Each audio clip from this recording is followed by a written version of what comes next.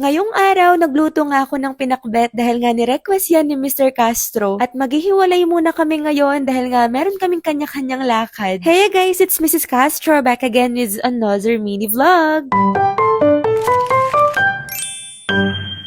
For today's vlog, maaga kaming nagising ngayon at maaga din kaming gumagayak dahil nga meron kaming pupuntahan. At alam ko, marami nang naghihintay sa inyo na isama na si Ponzi dun sa intro namin. Hindi ko pa kasi nalulugaran yun guys, pasensya na kayo at medyo mabusisi kasi siyang gawin. Huwag kayong mag-alala pagka nakaluwag-luwag na sa sked, aayusin ko din at uulitin ko na yun. Anyway, paalis na nga pala kami ng bahay dyan at tignan nyo guys, real quick dahil hindi na kami naligo. Wala na kasi kaming time dahil kailangan naming agahan para makauwi din kami agad. Nakalimutan ko nga na wala pala akong data, buti na lang lagi kong dala itong packet wifi na nabili ko. No expiry kasi yung niloload namin dito tapos napakalaking tulong nito. Plus points pa na hindi mabilis malubat yung phone kapag ka nakakonect sa wifi. Kaya bilhin na rin kayo nun guys para kapag ka lumalabas kayo, meron pa rin kayong internet connection. Yung link nun ilalagay ko na lang sa comment section. Nag-stop over nga kami dito sa may Dunkin sa may Mawake kasi nga hindi pa kami nakakapag-almusal. At itinake out na lang namin lahat ng in-order namin at sa kotse na lang kumain. Buti na lang after namin kumain, meron kaming baon nitong oral breath spray from DermAid. Every time talaga na umaalis kami at lumalabas ng bahay, meron kami lagi nito sa bag. Nakakataas kaya ng self-confidence kapag ka mabango yung hininga natin, di ba? Kapag pa naman nag-spray kayo nito guys, parang bagong sipilyo kayo ulit. Eto nga pala yung oral breath spray from DermAid. 129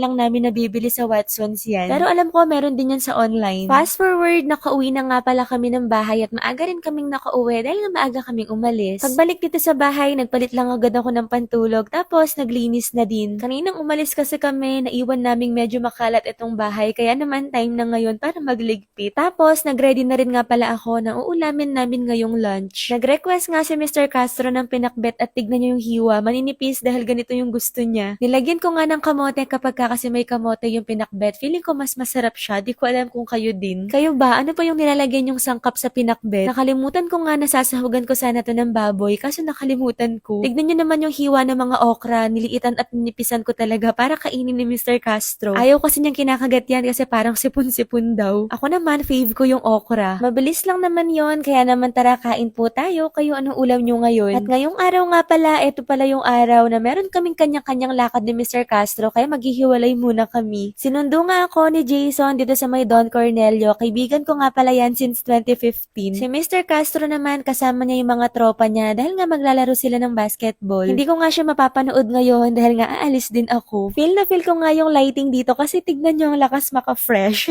Charot. At guys, kumapit kayo kasi first time kong makakita ng ganito, sobrang kagandang coffee shop. Parang hindi siya masyadong puntahan kasi parang walang masyadong tao. Yung friend ko lang na to yung nakadiscover nito. Grabe, sobrang ganda dito guys. Lalo na kapag ka nakapunta talaga kayo dito, naku, wala ka ng ibang masasabi kundi ang ganda. After nga namin dun sa coffee shop nila, lumipat naman kami dito para kumain. Habang hinihintay namin guys, maluto yung in-order namin, lumabas muna kami. Tignan nyo kung gaano ka-relaxing yung place. Hindi to sponsored ha, gusto ko lang talaga siyang i-share sa inyo kasi worth it ang pagpunta dito. Hindi ko sure kung accessible to kung commute kayo, pero kapag may sarili kayong car, ipin nyo lang sa Waze yung Doffy. Tignan nyo naman, grabe, sobrang ganda, napakalawak ng place at saka pagpipicturan nyo. Hindi naman siguro halata sa friend ko na sobrang saya niya sa na-discover niya. Kakain na nga sana kami dyan, pero syempre, kailangan mo munang mamatay bago kumain. Charot, kailangan mo na magpicture. At take note, hindi lang basta maganda yung place, masarap pa talaga yung food, promise. Yun lang, medyo pricey lang siya ng very light, parang yung pasta nasa 600 plus ganun. Pero guys, kung naghahanap kayo ng quality talaga na food, magandang ambience, pumunta kayo dito talaga, thank me later. After nun, umuwi na rin naman kami, kaya hanggang dito na lang muna for today's vlog. Thank you for watching, sana nag-enjoy kayo. See you on my next one, bye! Mwah!